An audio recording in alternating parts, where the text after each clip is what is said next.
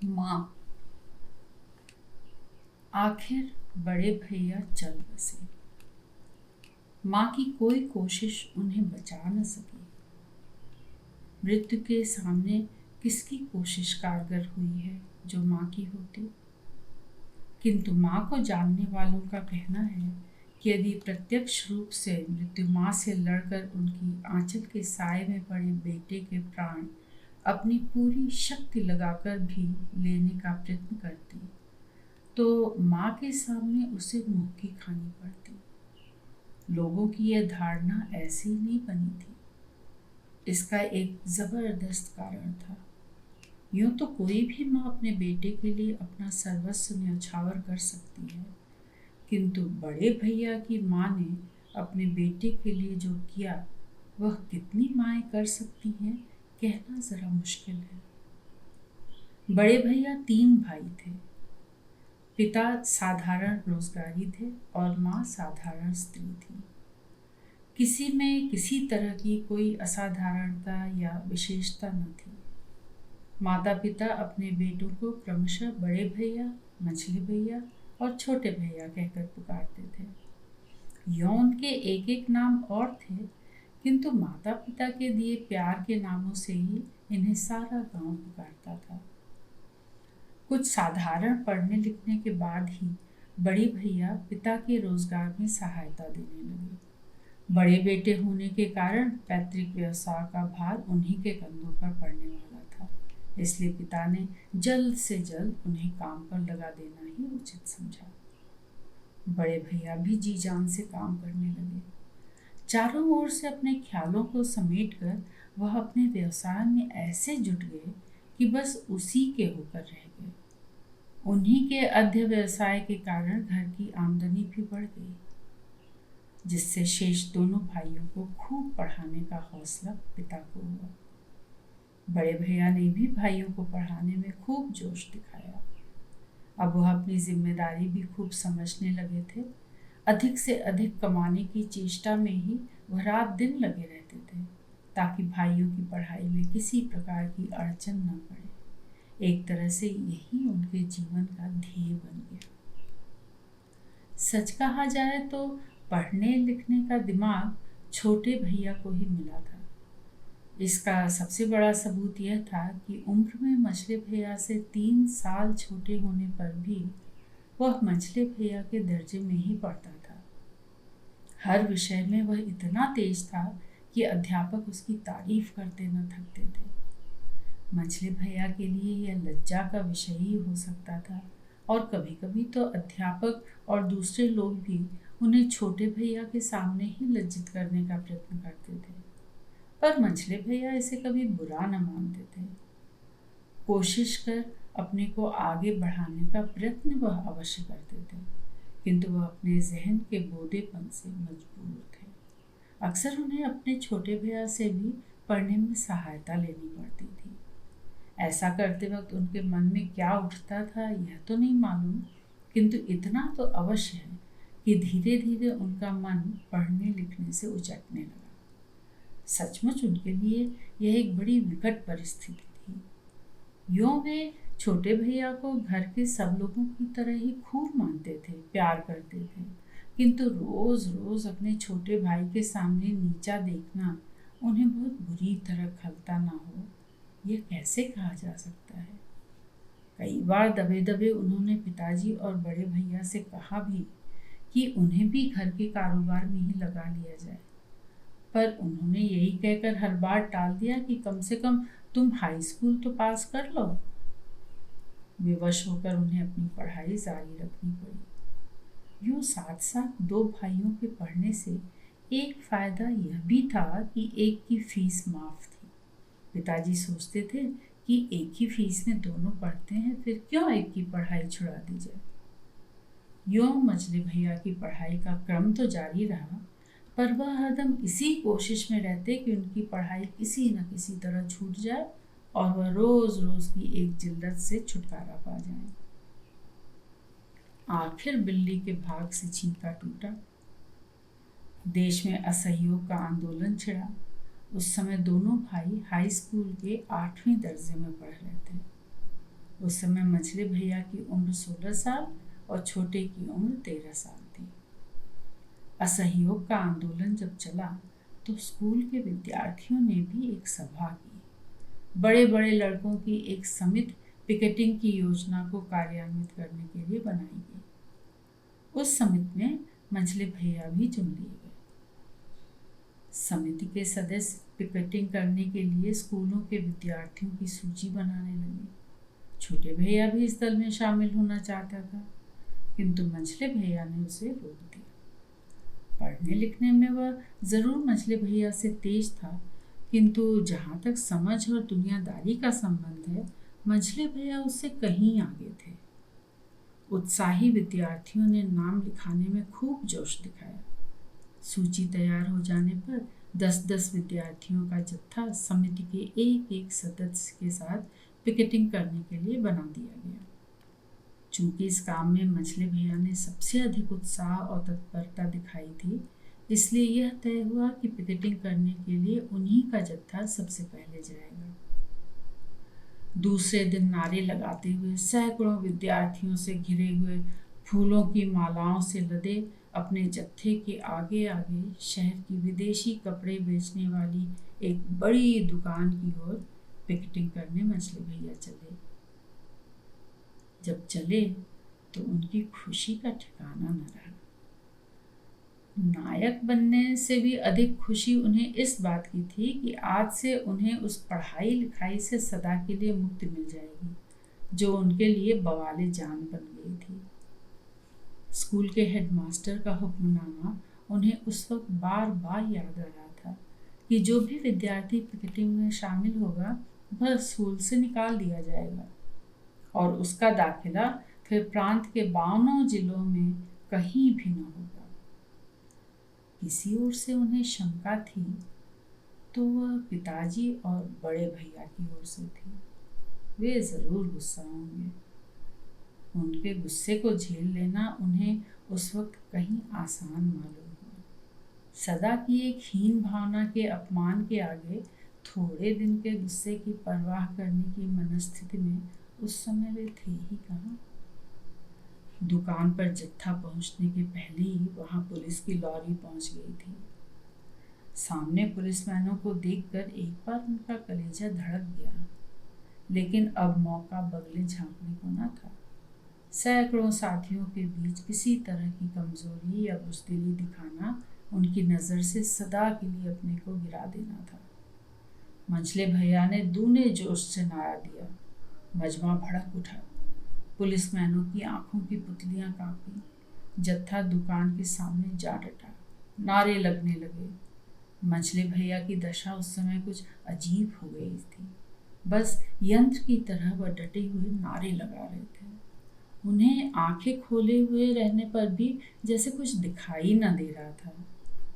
स्वस्थ रहते हुए भी जैसे उनका मस्तिष्क, उनका हृदय अपना कार्य न कर रहा था।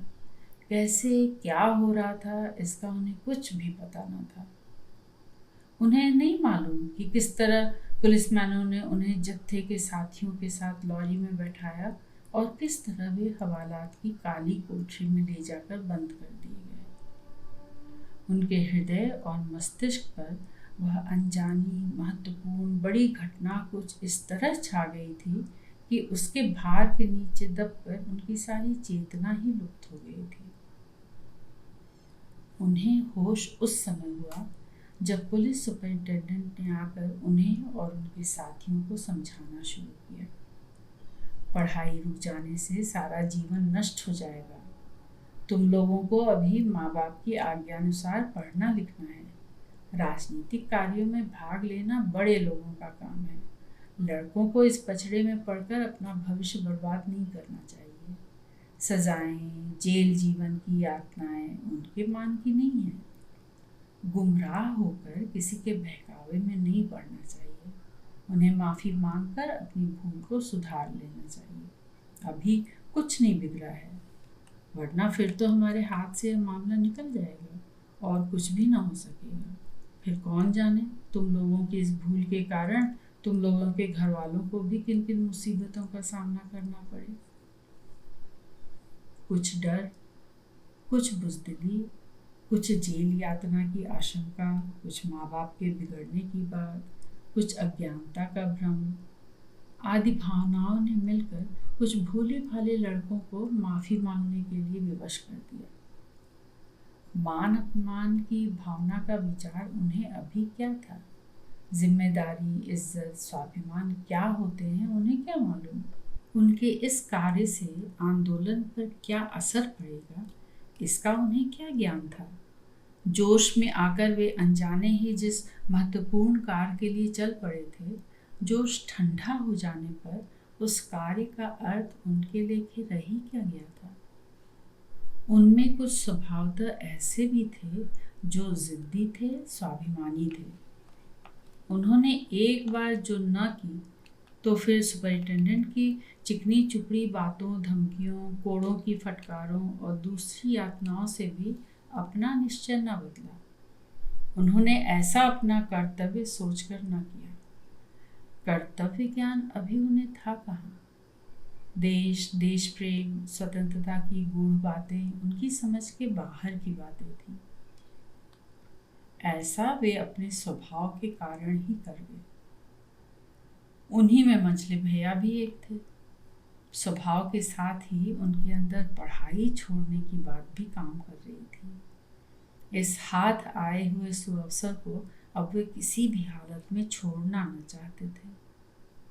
माफ़ी मांगने वाले छोड़ दिए गए, बाकी जेल की हवालात में भेज दिए गए। छोटे भैया ने जब यह सुना तो वह रो पड़ा। उसे क्या मालूम था कि मंझले भैया सचमुच जेल भेज दिए जाएंगे। बोर्डिंग के कमरे में अब अकेला रह गया। सूनापन उसे खाए जा रहा था। नियमानुसार हेडमास्टर ने मंझले भैया के घर वालों को उनके पिकेटिंग कर कैद हो जाने की सूचना दी। घर में सब ने सिर पीट लिया। उन्हें क्या मालूम था मंझले भैया बिना कुछ पूछे दांचे ऐसा कर बैठेंगे। माँ को किसी तरह शांत कर बड़े भैया और पिता तुरंत जिले को चल पड़े, जहाँ की हाई स्कूल में उनके लड़के पढ़ते थे। छोटे भैया उन्हें देखकर और भी बिलक बिलक कर रो पड़ा। उसे किसी तरह समझा बुझाकर उसे साथ ले वे हेडमास्टर से मिले तो उन्होंने बताया कि माफ़ी मांग लेने के सिवा कोई चारा नहीं है। लड़का अभी नाबालिग है, उसकी ओर से पिता भी माफ़ी मांग लें तो काम चल जाएगा। वह तो माफ़ी मांगता नहीं। सुपरिटेंडेंट सब कुछ करके हार मान गए। हेडमास्टर की राय और सहायता से माफ़ी मांगने का यह कार्य कुछ इस तरह रहस्यमय ढंग से किया गया कि दूसरों की तो बात ही क्या, स्वयं मंझले भैया को मालूम न हुआ कि आखिर वे क्यों एक ब एक बिना किसी कारण के छोड़ दिए गए। जेल के फाटक पर विद्यार्थियों की भीड़ माफ़ी मांगने की बात का ज्ञान न होने के कारण उनका स्वागत करने के लिए खड़ी थी। बाहर निकलते ही उनका गला फूलों के हारों से भर गया। नारों के बीच गर्व और हर्ष की जो एक लहर उनकी नस नस में दौड़ गई, वह उनके जीवन में एक ऐसी अभूतपूर्व घटना थी कि उनकी आत्मा उल्लास के नशे में झूम सी उठी। सहसा छोटे भैया एक ओर से आ उनके गले से लिपट गया। भरी भरी आंखें उनकी ओर उठाए वह बार बार कहे जा रहा था, मंझले भैया अब तो जेल ना जाओगे ना? देखो तुम्हारे बिना कुछ भी अच्छा न लगता था। मैं रात दिन तुमसे जुदा होकर रोता रहा हूँ। भैया बोलो बोलो, अब तो जेल ना जाओगे ना? जोशीले विद्यार्थियों की आंखें उसकी बातें सुनकर नफरत से भर गईं। मंझले भैया को जो अभी अभी एक अभूतपूर्व उल्लास एवं गर्व के नशे की अनुभूति हुई थी, वह टूटती सी लगी। मन ही मन छोटे भैया की नादानी पर वह झुंझला उठे, पर ऊपर से कहा, छोटे भैया इतने नादान न बनो। अपने इन साथियों के सामने मेरे उठे हुए सिर को यूं न झुकाओ। इनसे जो आज मुझे प्रतिष्ठा मिली है उस पर तुम्हें भी गर्व होना चाहिए। मैं आज ही फिर एक जत्थे का नेतृत्व करूंगा और पिकेटिंग करके फिर। सहसा उनकी नज़र जो एक और मुड़ी तो उन्होंने देखा कि पिता और बड़े भैया खड़े खड़े उनकी ओर शोक भरी आंखों से देख रहे हैं।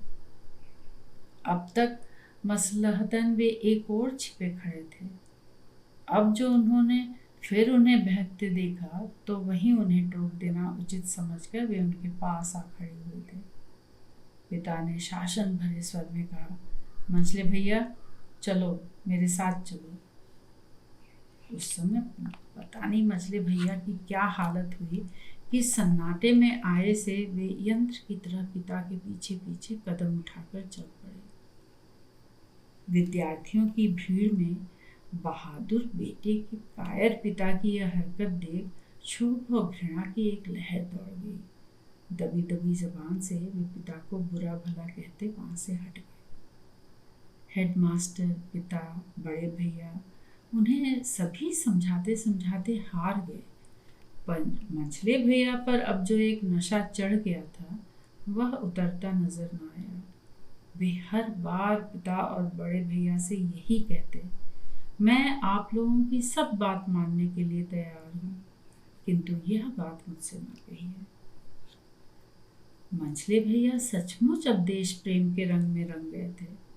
जिस भावना से प्रेरित होकर उन्होंने यह कदम उठाया था, अब उसका उन्हें ख्याल भी न था। अब तो सचमुच उन्हें लग रहा था कि जो काम मैंने किया है वह इतना महान, इतना पवित्र, इतना प्रशंसनीय और इतना महत्वपूर्ण है कि उसके लिए पढ़ाई लिखाई क्या, जीवन का भविष्य क्या, ऐसे ऐसे अनेक जीवन भी न्यौछावर कर दिए जाएं तो थोड़ा है। जेल की हवालात में जिले के बड़े बड़े नेताओं ने जो उनके साहस, समझ और दृढ़ता की प्रशंसा कर उनकी पीठ ठोंक कर शाबाशी दी थी, उसकी अनुभूति अभी क्या, जीवन भर उन्हें प्रेरणा देती रहेगी। वहीं उन्हीं की जबानी देश, गुलामी, स्वतंत्रता और आंदोलन के विषय में कुछ बातें भी मालूम हुई थी। उस समय उनके मस्तिष्क की दशा कुछ ऐसी थी कि वे अधूरी बातें भी जैसे पूर्ण बनकर उनकी आत्मा में प्रकाश की अनंत किरणें बनकर भर गई थी। एक बार उस आलोक में खुली हुई आंखों को फिर बंद करके अंधेरे पथ के यात्री बनना वे कैसे पसंद कर सकते थे।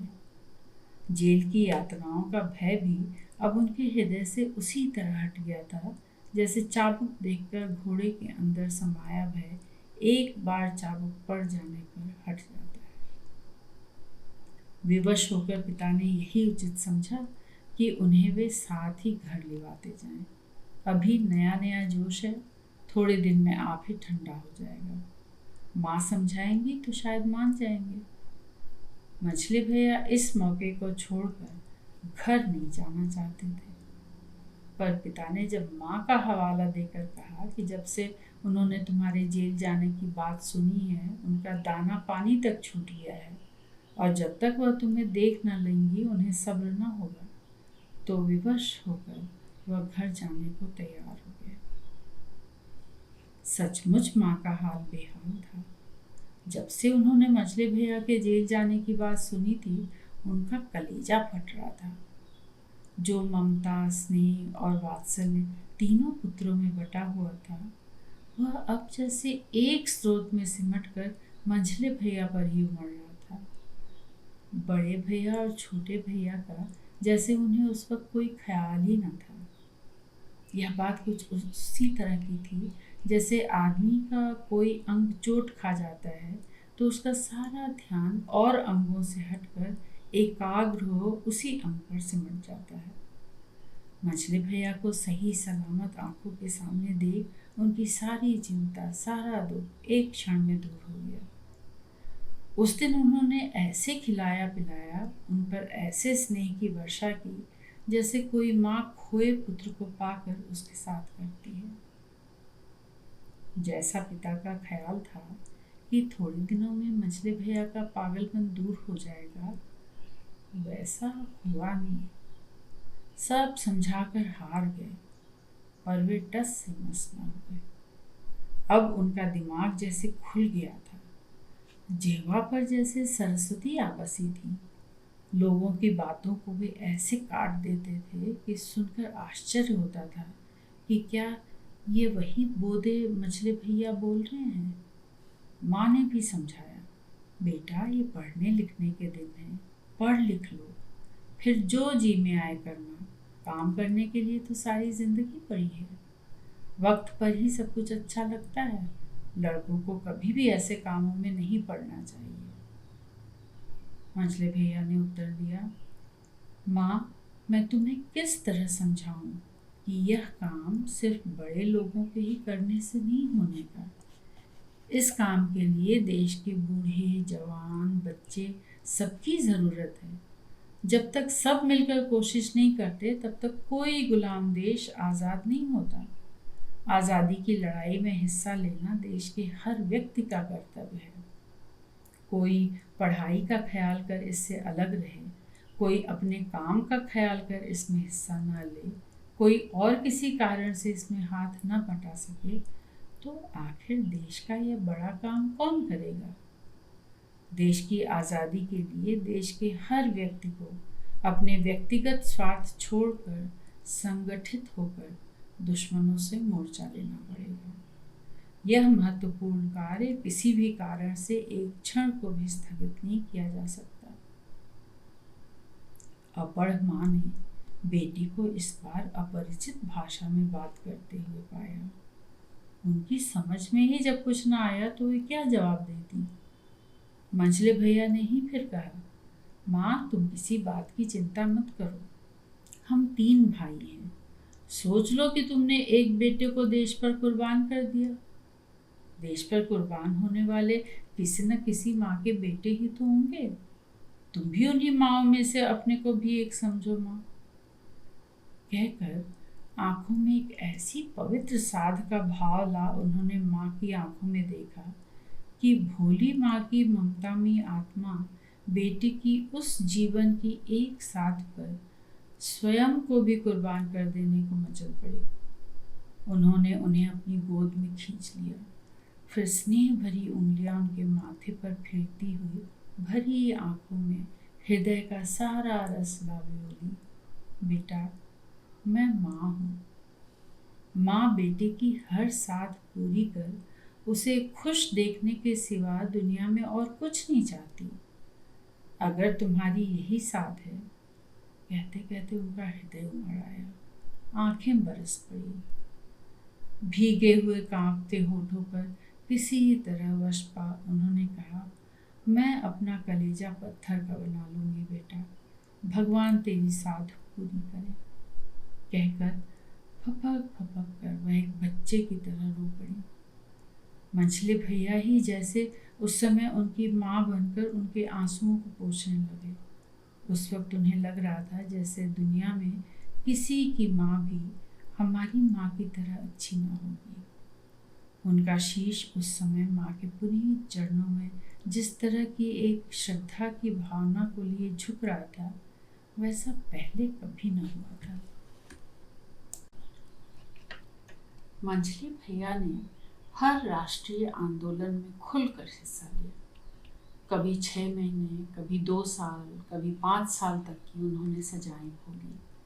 जेल की जो जो यातनाएं उन्होंने उठाई, पुलिस की जिन जिन सख्तियों से वे गुजरे, सरकार के जिन जिन काले जुल्मों के वे शिकार हुए, उनका कोई हिसाब नहीं। जुर्माने देते देते पिता तबाह हो गए और मुंह से उफ तक न की।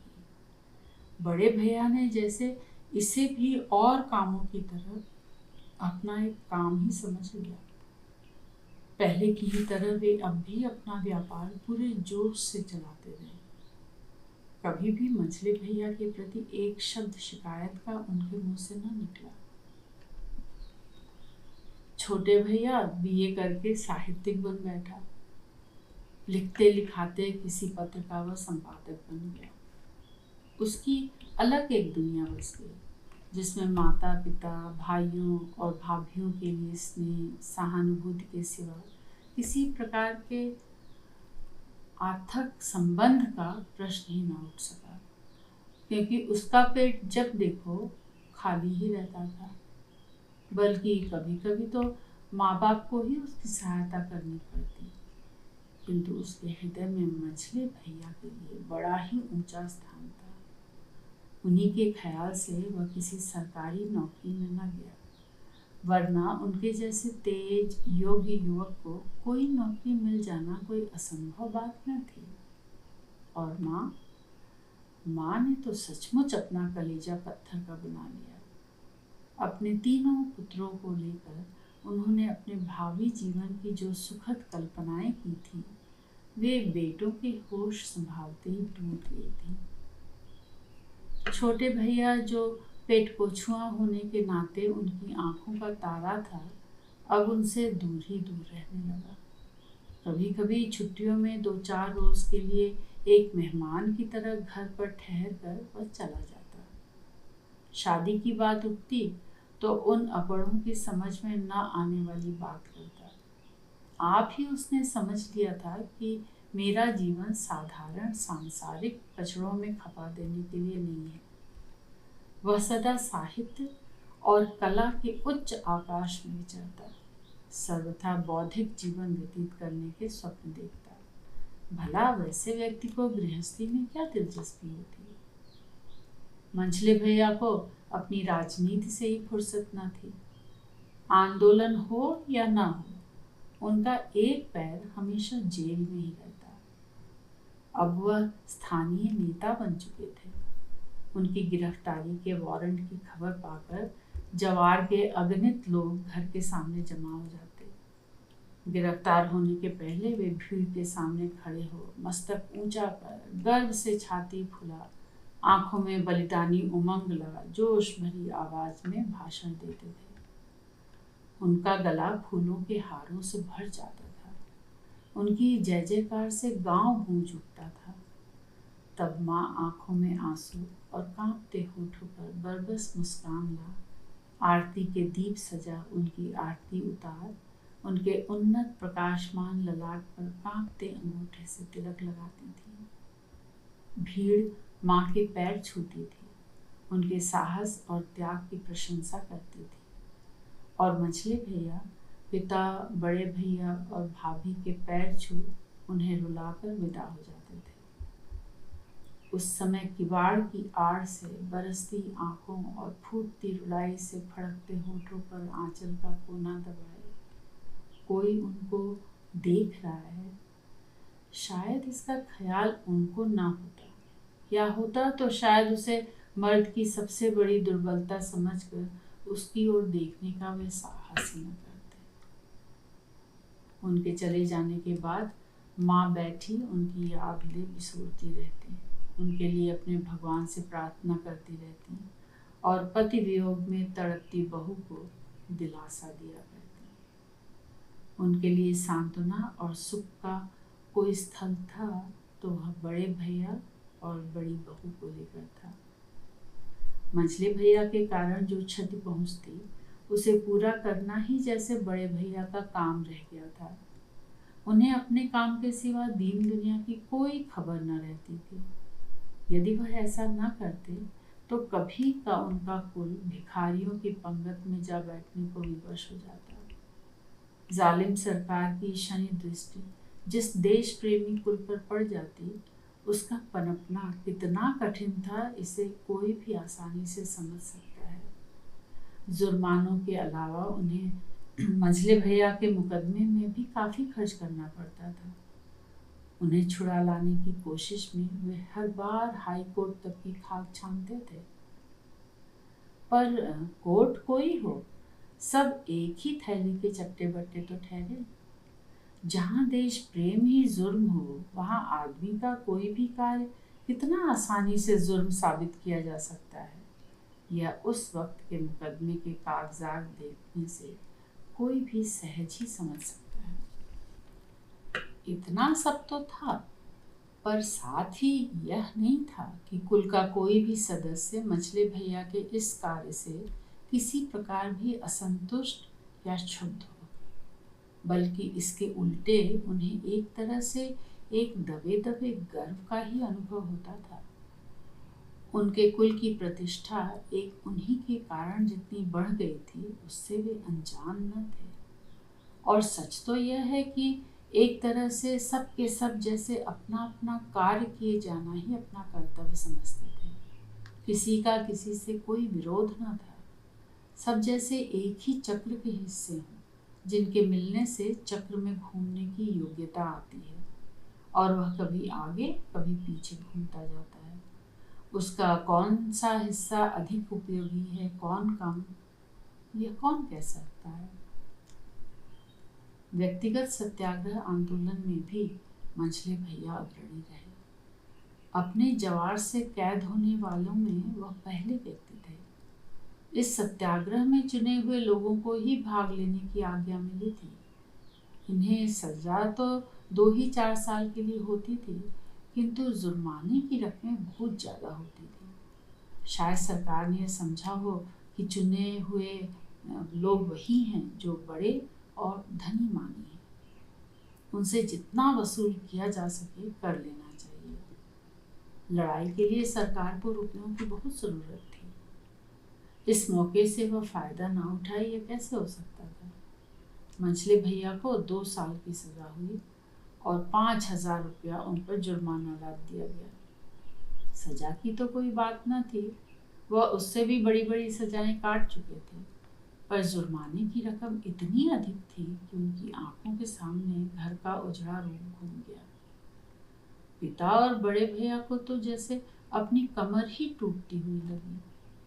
जुर्माने के बदले 2 साल की और सजा भुगतनी थी।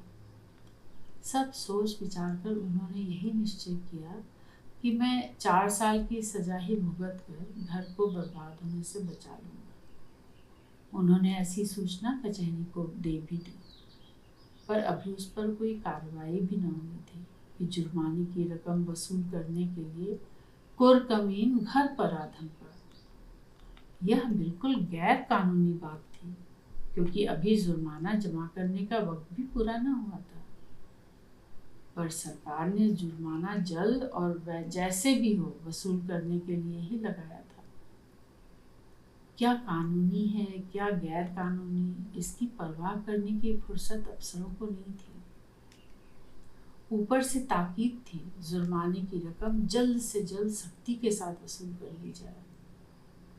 नतीजा यह हुआ कि घर पर बोली बोल दी गई। इतनी बड़ी रकम पिता जैसे छोटे रोजगारी व्यक्ति के लिए देना संभव न था। जब पूरी रकम घर के नीलाम से वसूल न हो सकी, तो बाजार के गोदाम में रखे चावल, दाल और चीनी के बोरे पुलिस बिना किसी हिसाब किताब के उठा ले गए। लोगों की अजीब विवशता थी कि पुलिस के इस अवैधानिक कार्य और जुल्म की सुनवाई किसी कानून की कचहरी में ना हो सकती थी। राह के भिखारी होने में अब कसरी क्या रह गई थी। पर बड़े भैया की अक्ल इस वक्त भी काम कर गई।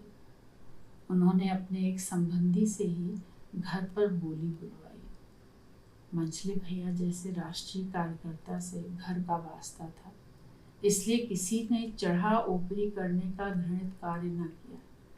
नतीजा यह हुआ कि बहुत कम दाम में ही डाक खत्म करने पर कुरकमीन को मजबूर होना पड़ा। यूं घर तो बच गया, पर सारा रोजगार चौपट हो गया। फिर भी पिता या बड़े भैया के माथे पर शिकन तक न पड़ी। मुंह से मंझले भैया के प्रति शिकायत का एक शब्द भी न निकला। भगवान पर भरोसा और अपने बाजुओं की शक्ति में उन्हें विश्वास था। बची खुची पूंजी से उन्होंने फिर अपना रोजगार शुरू कर दिया। मंझले भैया ने जेल में ये बातें सुनी तो सरकार के प्रति उनका क्षोभ और भी बढ़ गया। उनके इरादे और भी पक्के हो गए। जालिम सरकार को मिटाए बिना चैन न लेने की अपनी प्रतिज्ञा को उन्होंने फिर दोहराया। ओह, गुलामी कितना बड़ा अभिशाप है। घर की लड़खड़ाई हालत अभी संभल भी न पाई थी कि अचानक एक ऐसा धक्का लगा कि सब कुछ स्वाहा होकर रह गया। अगस्त 1942 का जमाना आया। बड़े नेताओं की गिरफ्तारी के बाद जनता ने स्थिति की बागडोर अपने हाथों में ले ली। जमाने की अपमानित, मजलूम, सताई हुई, कुचली हुई, नंगी भूखी जनता आज पहली बार किसी का भी अनुशासन न होने के कारण आप ही दास्ता की जंजीरें तोड़ मस्त हो हुंकारती हुई दुश्मनों के सिर तोड़ने को वैसे ही निकल पड़ी जैसे मौका पा पिंजड़े से शेर हुंकारता हुआ निकल पड़ता है। चौकन्नी सरकार भी अपनी धोखा खा गई। उसने सोचा था कि नेताओं की अनुपस्थिति में जनता अपंग चुपचाप पड़ी रहेगी, पर जनता पहले की जनता न रह गई थी। लगातार कितने ही आंदोलनों में हिस्सा लेते लेते वह समझ गई थी कि उसे क्या करना है। नेताओं की उपस्थिति में जो होने की संभावना न थी, वही उनकी अनुपस्थिति में होकर रही। अब की पहली बार जनता को खुल खेलने का मौका मिला और वो खूब खुली खेली। जनता की जितनी बुद्धि थी, उनके पास जो भी साधन थे, उनका खुलकर उसने उपयोग किया।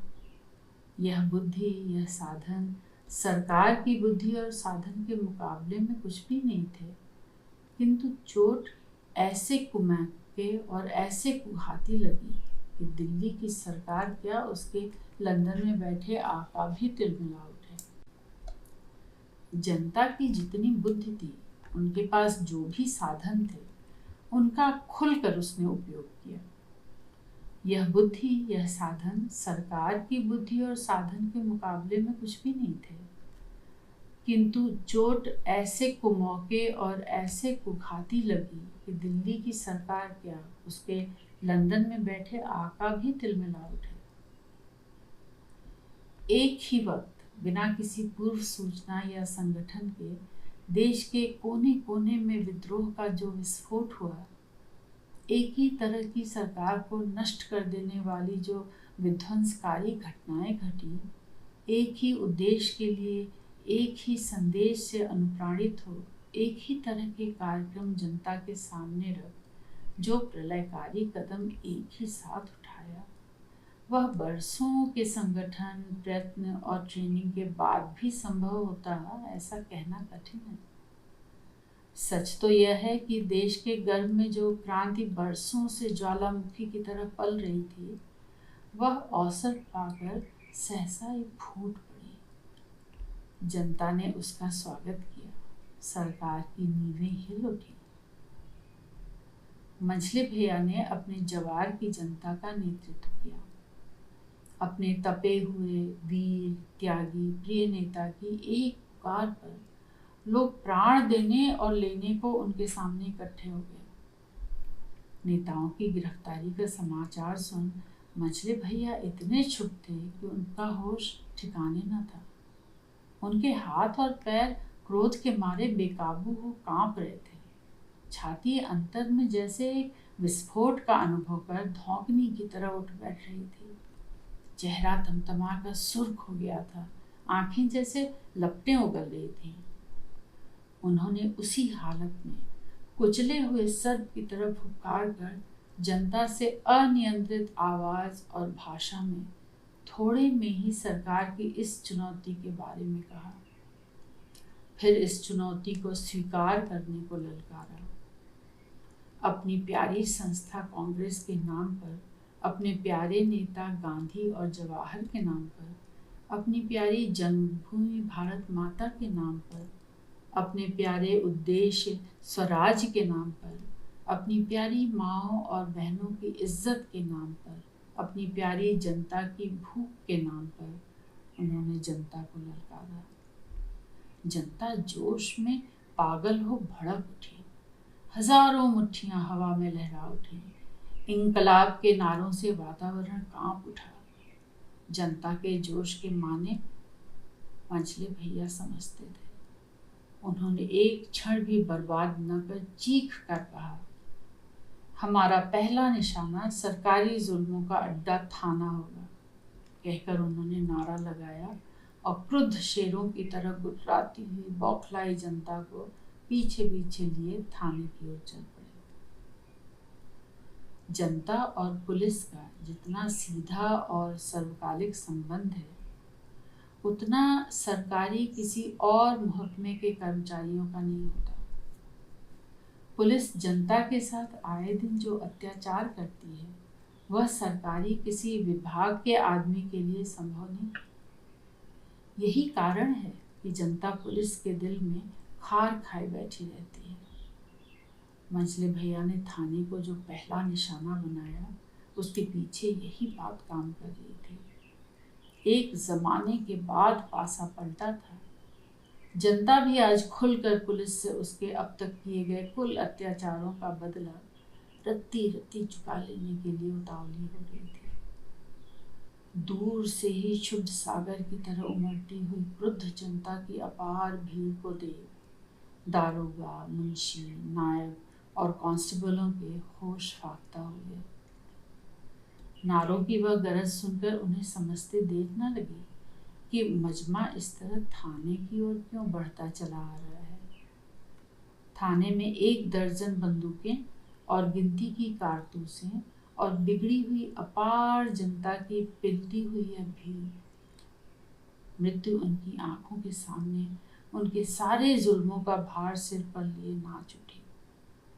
नौकरी, राजभक्ति, तरक्की, इनाम सब एक ही साथ उनके दिमाग में चक्कर लगा गए। पर 1 दर्जन बंदूकें और गिनती की कारतूसें और बिगड़ी हुई अपार जनता की यह समुद्र की तरह उमड़ती भीड़, क्या किया जाए क्या न किया जाए, पर सोचने का वक्त ही कहाँ था। भीड़ पास और पास आ गई। नारों की आवाजें तेज और तेज होती जा रही थी। जमीन जैसे धंसी जा रही थी।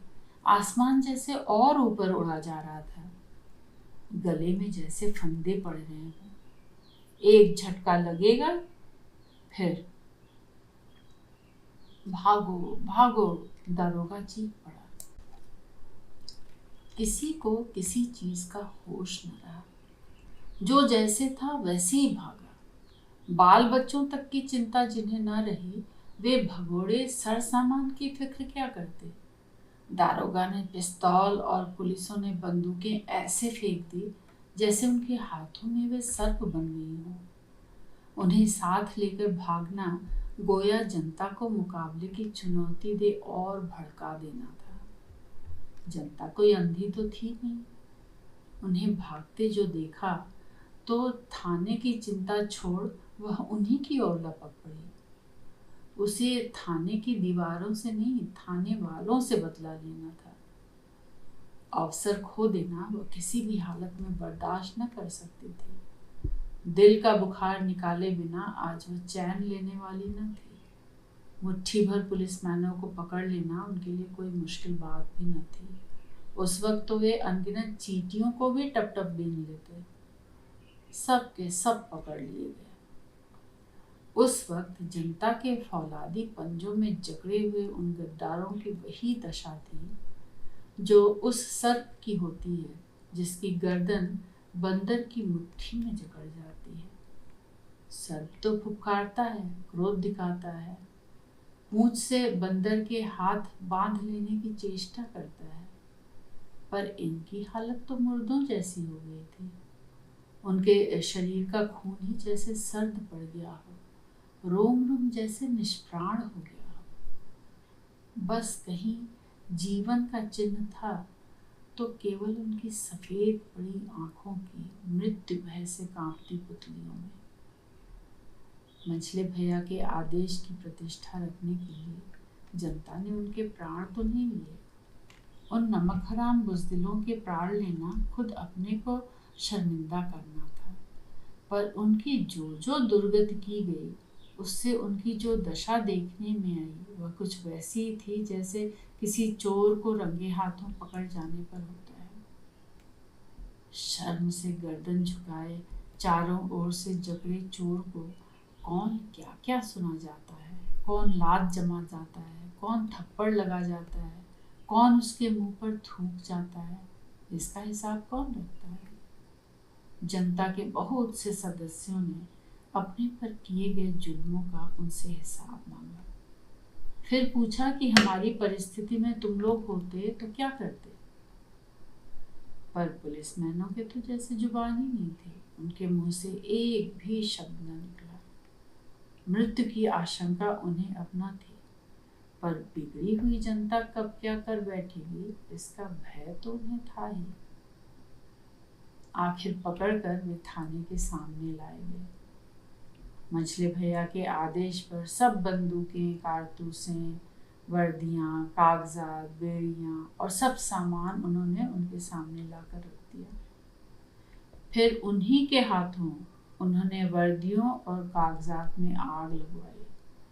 फिर एक एक गांधी टोपी उनके सिर पर रख उन्हें भीड़ के सामने लाइन में खड़े हो जनता को सलामी देने की आज्ञा दी।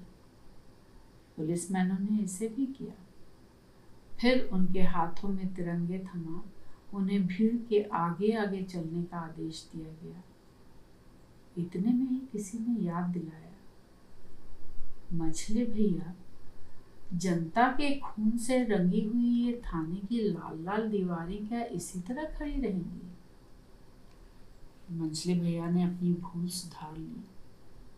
पुलिसमैनों से ही थाने में आग लगवा दी। हू कर जब लपटें उठी तो उसकी ओर देखकर पुलिसमैनों की वही हालत हुई जो उस बाज की होती है जिसके सामने ही उसका खोता जलता नजर आता है। फिर आगे आगे नारे लगाते पुलिसमैन चले और उनके पीछे पीछे जनता की भीड़ चली। 1 घंटे के अंदर ही डाक बंगला, पोस्ट ऑफिस तथा चौकी फूंक दी गई और बीच गोदाम का अनाज बांट दिया गया। सरकार के जितने जुल्म के अड्डे थे उन्हें आग की लपटों ने अपने में आत्मसात कर लिया। सरकार के नाम पर एक कौवा भी बोलने वाला बाकी न रहा। दूसरे दिन कांग्रेस के सभापति का आज्ञा पत्र आया कि जिले में अंग्रेजी हुकूमत खत्म हो गई है। गांव में पंचायत बनाकर सब इंतजाम अपने हाथ में ले सारी व्यवस्था को ठीक ठीक चलाने का प्रयत्न शुरू किया जाए। इस अप्रत्याशित विजय के उल्लास से जनता पागल हो उठी। उसे सचमुच लगा कि सदियों से पैरों में जकड़ी हुई बेड़ियां टूट गई, गुलामी सदा के लिए खत्म हो गई। अब वह आजाद है, आजाद। सचमुच पुलिस की ताकत और हुकूमत यहाँ खत्म हो गई थी। पुलिस के ऊपर उससे बढ़कर सरकार की एक और ताकत है। इसका ख्याल उस वक्त शायद विजय की खुशी में किसी को ना था, या था भी तो उनका ख्याल था कि रेल तार कट जाने और पुल तोड़ दिए जाने से उसका खतरा नहीं है। पर उन्हें क्या मालूम कि आसमान और हवा भी उनके दुश्मन हो सकते हैं, जो उस ताकत को सहसा एक दिन उनके सिर पर ला पटकेंगे। हुआ भी ऐसा ही। अभी 1 हफ्ता भी ना बीता था कि एक दिन आकाश हवाई जहाजों की विकराल चीखों से गूंज उठा। जमीन बमों के धड़ाकों से फट पड़ी। यह सेना का पेश खेमा था। जनता को अब होश आया, पर पहले भी होश आता तो वह क्या कर लेती। थानों और लाइन से छीनी हुई कुछ बंदूकों और कारतूसों के सिवा उनका मुकाबला करने का साधन ही उनके पास क्या था। चारों ओर आतंक छा गया। अब क्या हो, क्या हो।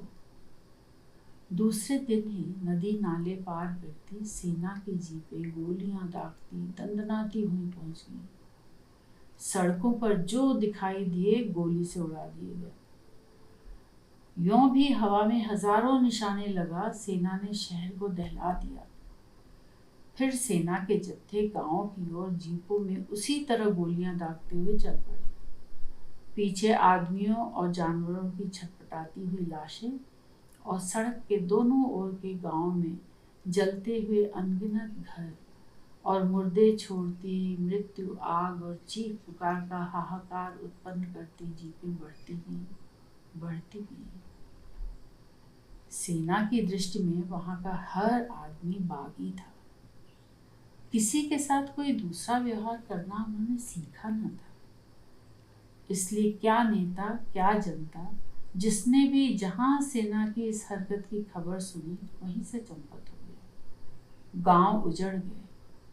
उजड़े हुए गांव के घरों को लूटकर उन्हें जलाकर आदमियों के बदले वहाँ छूटे हुए हाथी, घोड़ों, गधों, बैलों, गायें और कुत्तों और बकरियों को ही गोली का निशाना बनाकर सेना को अपना क्रोध शांत करना पड़ा।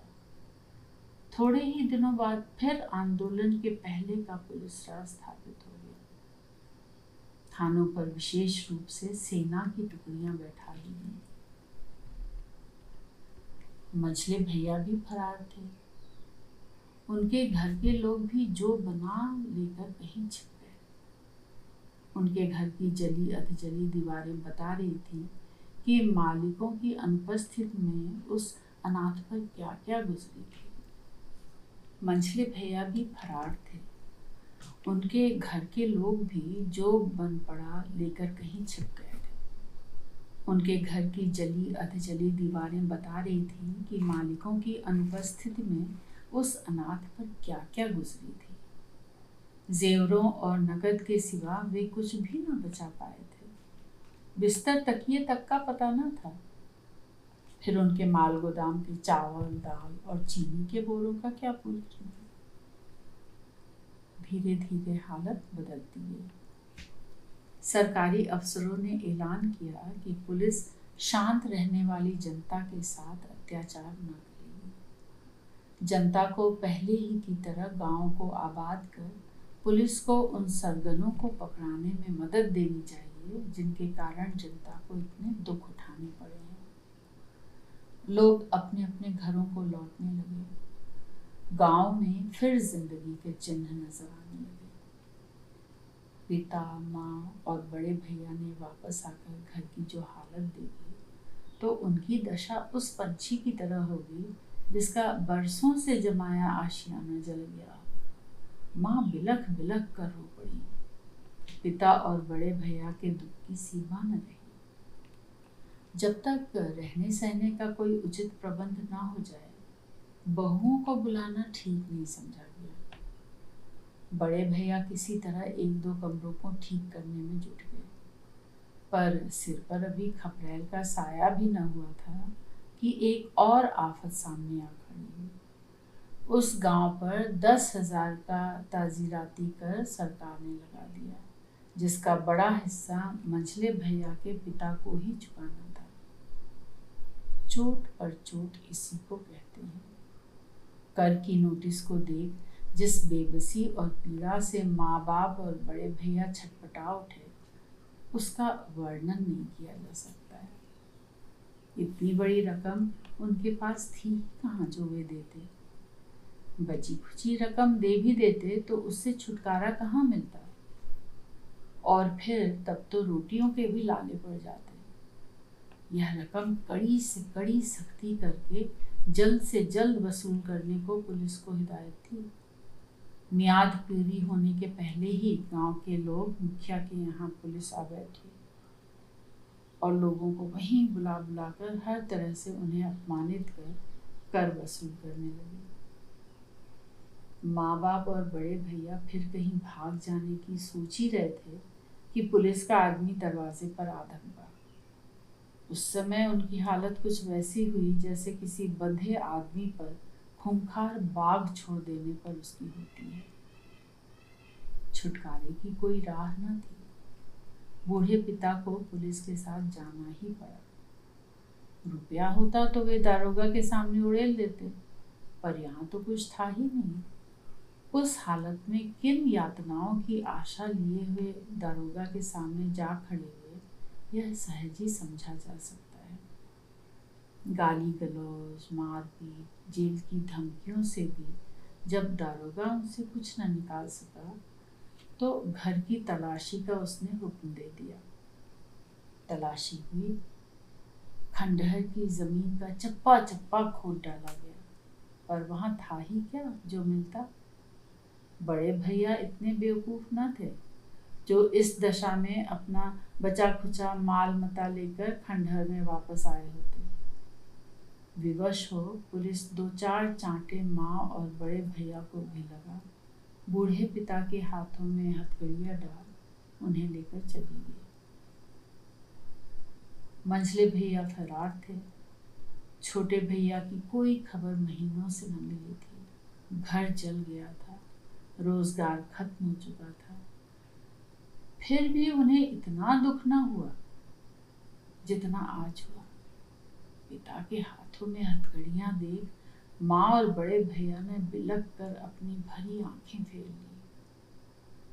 ओह, भाग्य में अभी और क्या क्या देखना बचा है। पिता अभी हवालात में ही पड़े तड़प रहे थे कि एक दिन उनके दरवाजे पर एक पुलिस ने एक नोटिस टांग दी, जिसमें लिखा था, राधा मोहन उर्फ मछली भैया अगर इस नोटिस के 15 दिन के अंदर हाजिर न हुआ तो उसका सब कुछ सरकार जब्त कर लेगी। अंदर जाते बाहर आते बड़े भैया की दृष्टि उस नोटिस पर पड़ती और एक भावी आशंका से उनका रोम रोम कंटकित हुआ था। लीगी मुखिया और गांव के कुछ लोगों ने माँ और बड़े भैया को समझाया कि वे मछली भैया को हाजिर करा दें तो अब भी कुछ बिगड़ा नहीं है। पर उनके मुंह से जो एक बार निकल गया कि हमें क्या मालूम कि कहाँ है, तो फिर कोई दूसरी बात न निकली। बिगड़ने से अब रही क्या गया था, जिसे बचाने के प्रयत्न में वे अपने कलेजे के टुकड़े को आग में झोंक देते। 15 दिन और 15 रातें माँ और बड़े भैया ने आंखों में ही काट दी। आज 16वां दिन था। मछली भैया हाजिर न हुए। अब क्या होगा? एक तरह की आशंका उनके दिलों को जलाए डाल रही थी, पर क्या होगा कि कोई कल्पना करने में भी असमर्थ है। नोचे खुचे का अब कोई नोचेगा ही क्या?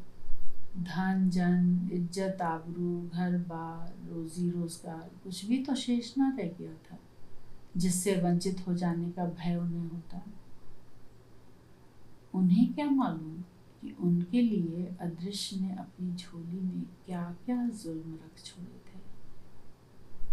माघ का महीना था, वर्षा हो रही थी। बर्फीली हवा ने जैसे सर्दी की रग रग में बर्फ की सुइयां लगा दी थी।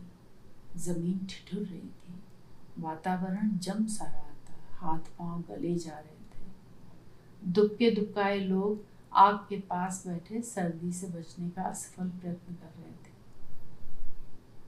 अचानक शाम को पुलिस की एक टुकड़ी घर के खंडहर के सामने आ खड़ी हुई। बड़े भैया और माँ ने आहट पा झांक कर जो ओवरकोटों के ऊपर लाल लाल पगड़ियां देखी तो उनकी और माँ की हालत कुछ वैसी हो गई जैसे एक आदमी की उस दिन हो जाती है जिस दिन उसकी मृत्यु हो जाने की भविष्यवाणी ज्योतिषी ने की होती है और सचमुच उसके सामने यमदूत दिखाई देने लगते हैं। भागने का कोई रास्ता न था, वरना वे भाग भी जाते। पुलिसमैन धड़धड़ाते अंदर घुस गए। कुछ बड़े भैया और माँ के सामने खड़े हो गए और कुछ खंडहर की ऐसी तलाशी लेने लगे जैसे मछली भैया कोई आदमी ना हो, सुई हो और किसी ताक के कोने में छिपे बैठे हों। मछली भैया वहां थे ही कहाँ जो उनके हाथ आते।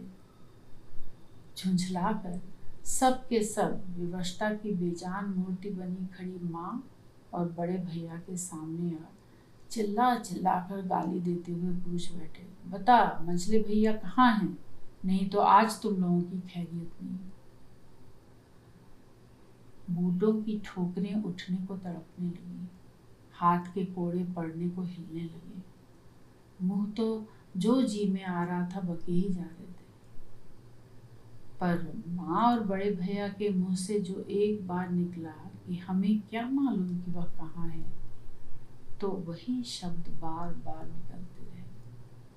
पुलिस की कोई ज्यादती उनके मुंह से कोई और बात न निकाल सकी। आखिर तंग आकर नायक ने कहा, ऐसे यह हरामजादी राह पर ना आएगी, घसीट कर इसे ले चलो तालाब पर। तालाब का ठंड से जमता हुआ सा पानी। उफ, ये क्या करना चाहते हैं बूढ़ी माँ को वहां ले जाकर। बड़े भैया का कलेजा मुंह को आ गया। उन्होंने चीख कर कहा, नहीं नहीं, ऐसा ना करो, इस सर्दी इस बारिश में इन्हें बाहर ना ले जाओ। और उनकी सुनता कौन? एक पुलिसमैन ने एक जोरदार थप्पड़ ने उनके सफेद गाल पर पड़कर उनका मुंह ही नहीं फेर दिया, बोलती तक बंद कर दी। वह धड़ाम से मुंह से खून उगलते हुए फर्श पर गिर पड़े। ऊपर से दो एक बूटों की ठोकरें उनके कूल्हों पर उभरी हुई हड्डियों पर चटाक चटाक बोल उठी। माँ कुछ भी कहना, किसी तरह भी गिड़गिड़ाना उन हैवानों के सामने व्यर्थ समझ चुपचाप असह्य सर्दी से कांपती, उनकी असह्य बातें सुनती, उनके हाथों कोड़ों और बूटों की असह्य चोटें खाती, मोट की तरह खिसकती चली जा रही थी। वर्षा हो रही थी। सामने तालाब की जमी से पानी में टप टप बूंदें पड़ती तो ऐसा लगता था जैसे आग के तालाब में जगह जगह चिंगारियां छिटक रही हों। गर्म पानी से जैसे शरीर जल उठता है, ठीक वैसे ही ठंडे पानी से भी। और तालाब का पानी कोई मामूली ठंडा भी तो न था। नायक ने माँ की कमर में बूट की एक ठोकर दी। माँ आह कर कर पानी में लुढ़क गई। पुलिसमैनों ने ठहाका लगाया। नायक बोला, देखो अब भूत सिर पर चढ़कर बोलेगा। पर माँ के अंदर कोई भूत ना था जो बोलता। उनके अंदर तो एक माँ का हृदय था जिसकी ममता, स्नेह, वात्सल्य की गहराई को दुनिया में न कोई अब तक नाप सका और न आगे ही नाप सकेगा। सारी यातनाओं का अंत मृत्यु है। माँ के लिए बेटे की रक्षा के लिए मृत्यु का वरण करना कोई असंभावित घटना नहीं। माँ ने एक बार इसे सोचा, फिर आंखें मूंद कर जो वह खड़ी हो गई, तो फिर कहाँ क्या हो रहा है इसका भी ज्ञान जैसे उन्हें न रह गया। कुछ देर के बाद एक या दूसरा पुलिसमैन माँ को टपोर कर कहता, बोल अब भी बता दे, नहीं तो गल जाएगी इस बर्फ के पानी में। पर माँ सुनी कहाँ रही थी जो कुछ बोलती। रात गल रही थी। शीत की तीव्रता सहने की सीमा को लांघने लगी थी। पुलिसमैन ओवरकोट में भी ठिठुरे जा रहे थे। पर माँ, उनका शरीर तो जैसे हाड़ मांस का ही ना हो। वह तो बिल्कुल पत्थर की मूर्ति की तरह अडिग, शांत, अप्रभावित खड़ी थी, यंत्रवत। आखिर थक कर नायक ने कहा, यह बुढ़िया तो बला की हिम्मत और इस्पात के शरीर वाली मालूम होती है। उसकी झुंझलाहट की कोई सीमा न थी। वह उन्हें उसी वक्त मार डालता अगर उनसे मझले भैया का पता उगलवा लेने की जरूरत न रहती। सहसा छपाक की आवाज हुई। मुड़कर देखा तो माँ लकड़ी के एक कुंदे की तरह पानी में डूब उतरा रही थी। वह सहसा चीख पड़ा, नहीं नहीं, इसे मरना नहीं चाहिए, इसे अभी हमें काम लेना है। उसके ऐसा कहते ही दो पुलिसमैनों ने लपक कर माँ के ठंड से अकड़े शरीर को पानी से बाहर निकाला। नायक ने झुककर देखा, सांस चल रही थी। उसने कहा, इसे अभी इसके घर पहुंचा दो। बच गई तो एक बार और कोशिश करके देखेंगे। आज की इतनी परेशानी बेकार ही साबित हुई। बुढ़िया के बच जाने की खबर सुन पुलिस वालों को वैसी ही खुशी हुई जैसे शिकारगाह में आग लग जाने पर जानवरों के बच जाने की खबर पा शिकारियों को होती है। दारोगा ने एक क्रूर मुस्कान होठों पर लाकर कहा, अभी उसे चंगी होने का मौका दो। इस बार मैं खुद चलूंगा, जरा देखूंगा उसका दमखम। बेचारे बड़े भैया को क्या खबर थी कि वे माँ की सेवा शुश्रूषा जो उन्हें स्वस्थ कर रहे हैं, वह कुछ वैसे ही है जैसे कोई रैयत अपने बकरे को मोटा करता है जिस पर जमींदार की नजर लग चुकी हो। जरायम पेशा वालों से आए दिन साबिका पड़ने के कारण मामूली पढ़े लिखे दरोगा भी मानव मनोविज्ञान के अच्छे ज्ञाता हो जाते हैं। दारोगा बुढ़िया के साथ जो कुछ किया गया था उसकी पूरी कहानी अपने आदमियों से सुन चुका था। इससे भी अधिक सख्तियां किसी के साथ की जा सकती हैं, इसकी कल्पना भी वह करने में असमर्थ था। फिर भी बुढ़िया के मुंह से कुछ भी न निकाला जा सका। यह बात उसके चिंतन का विषय बन गई। बहुत सोच विचार करने के बाद आखिर वह इस नतीजे पर पहुंचा कि बुढ़िया के साथ कोई भी सख्ती कारगर नहीं होने की। मुझे किसी दूसरे उपाय से काम लेना होगा।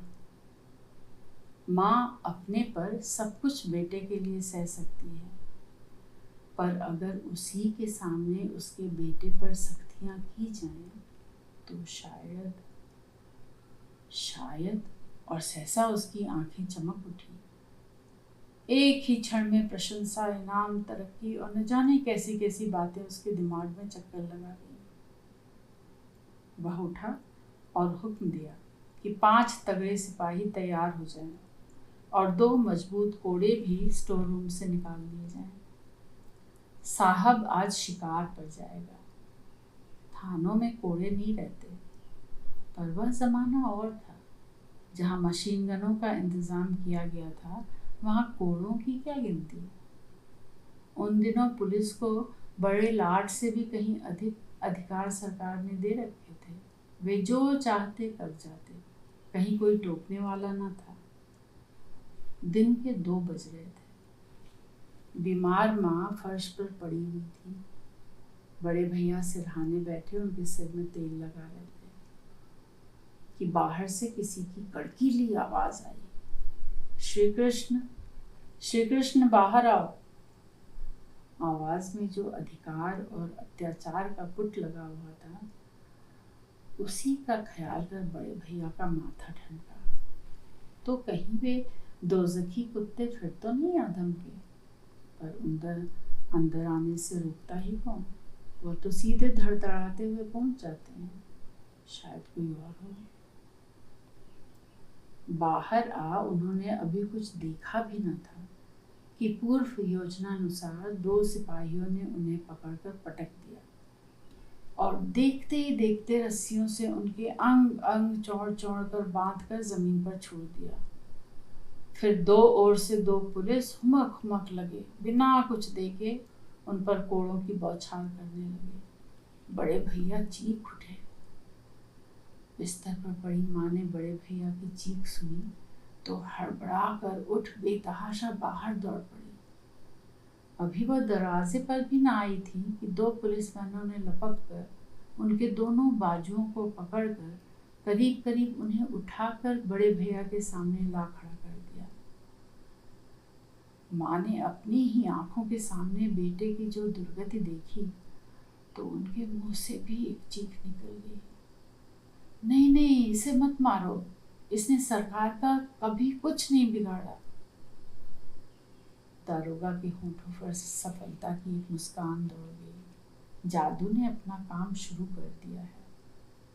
उसने हुक्म दिया, और जोर से मारो, और जोर से।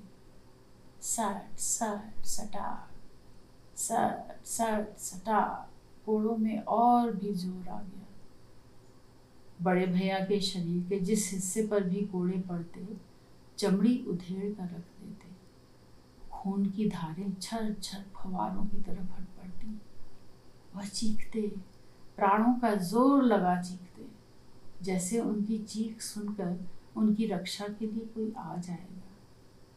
बड़े भैया का इस तरह के जुर्म से यह पहली बार साबिका पड़ा था। यों भी वह बड़े सीधे, कोमल और निरीह स्वभाव के थे। उन पर ऐसे जुल्म करना गोया गाय पर अत्याचार करना था। मूक भोली गाय के पास अत्याचार के विरुद्ध चीखने के सिवा चारा ही क्या होता है। उसमें इतनी सहन शक्ति कहाँ होती है कि वह चुपचाप अपने पर किए गए अत्याचार को सह ले। मेरे बेटे को छोड़ दो, इसके बदले मुझे मार डालो। बार बार माँ प्राणों का जोर लगा बेहाल हो चीखती और अपने को पुलिसमैनों की जबर से छुड़ा अपने बेटे पर सुरक्षा की देवी की तरह पंख फैला उसे अपनी गोद में छिपा लेना चाहती, पर हाय रे विवशता।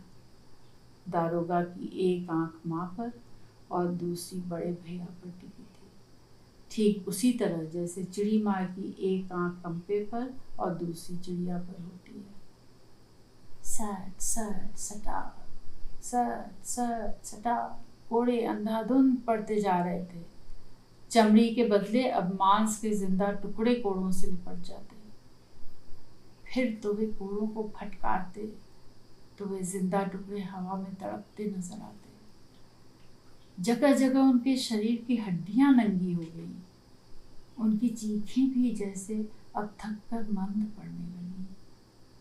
माँ ने एक बार फिर अपने को छुड़ाने को जोर लगाया, पर 2 मुस्टंडों के आगे एक बूढ़ी बीमार की क्या चलती। दारोगा ने फिर रद्दा जमाया और जोर से और जोर से। फिर माँ की ओर मुड़कर पहली बार कहा, अब बता दो मछली भैया का पता, वरना एक बेटे को बचाने के लिए दूसरे बेटे का बलिदान। मूर्ख दारोगा के दिमाग में इस क्रूर व्यापार का यह पहलू शायद नहीं आया था। तो यह बात है, बड़े भैया के साथ यह अमानुषिक अत्याचार कर दारोगा मछली भैया का पता जानना चाहता है। एक बेटे के बच जाने का लोभ दिखा वह दूसरे बेटे को फांसी पर चढ़ा देने के लिए माँ से उसका पता पूछना चाहता है। एक आंख के बच जाने का भरोसा दिला वह दूसरी आंख फोड़ देना चाहता है। माँ के कलेजे के 2 टुकड़ों में से एक को छेद कर दारोगा चाहता है कि माँ दूसरे टुकड़े को निकाल उसे कबाब बनाने के लिए दे दे। माँ अट्टहास कर उठी। उनकी दीवानों जैसी हालत देख दारोगा हकबकाया सा उनका मुंह देखने लगा, पर दूसरे ही क्षण जैसे फिर होश में आ बेहद बौखला करके चीखा और जोर से, सट सट सटाक, सट सट सटाक। माँ ने दांतों को जोर से भींचा। उनका चेहरा तमतमा कर सुर्ख हो गया। कनपटियों की बूढ़ी रगें मोटी हो उभर आईं। आंखों में एकदम में निश्चय की चमक कौंध उठी। शरीर फूल सा गया। एक दैवी शक्ति से उनकी रग रग जैसी फड़कने लगी, और दूसरे क्षण सहसा जो उन्होंने जोर लगा झटका दिया तो दोनों पुलिसमैन 2 ओर बहरा कर गिर पड़े, और वह बड़े भैया पर जा ऐसे हाथ पांव फैलाकर पड़ गई जैसे पंछी अपने अंडे पर पंख फैलाकर बैठ जाता है। फिर मुंह ऊपर कर उन्होंने चीख कर कहा, मारो, अब जितना मारो मारो, पर याद रखना कि तुम भी किसी के बेटे हो, तुम्हारी भी कोई माँ है। भगवान न करे कि तुम पर भी कोई ऐसी मुसीबत तुम्हारी माँओं की आंखों के सामने ही आ टूटे। कहकर उन्होंने बेटे के मुंह पर अपना मुंह रख दिया। अब तक उन पर कितने कोड़े बरस चुके थे, यह कोड़े चलाने वालों को भी नहीं मालूम। दारोगा की रूह कांप उठी। माँ की आवाज जैसे उसी की माँ की नहीं, बल्कि दुनिया की सारी माँओं की चीख बन उसकी आत्मा में गूंज उठी। बेसाख्ता वह चीख पड़ा, छोड़ दो, माँ जीत गई, जुल्म हार गया। ऐसी बात दारोगा के मुंह से कैसे निकल गई? इसका जवाब उसने उसी समय थाने में जा अपना इस्तीफा दाखिल करके दिया। बड़े भैया, निरीह बड़े भैया के लिए तो एक चाबुक ही उनके प्राण ले लेने के लिए काफी थी। कोड़ों की बौछार की ताव वह कहाँ से ला सकते थे?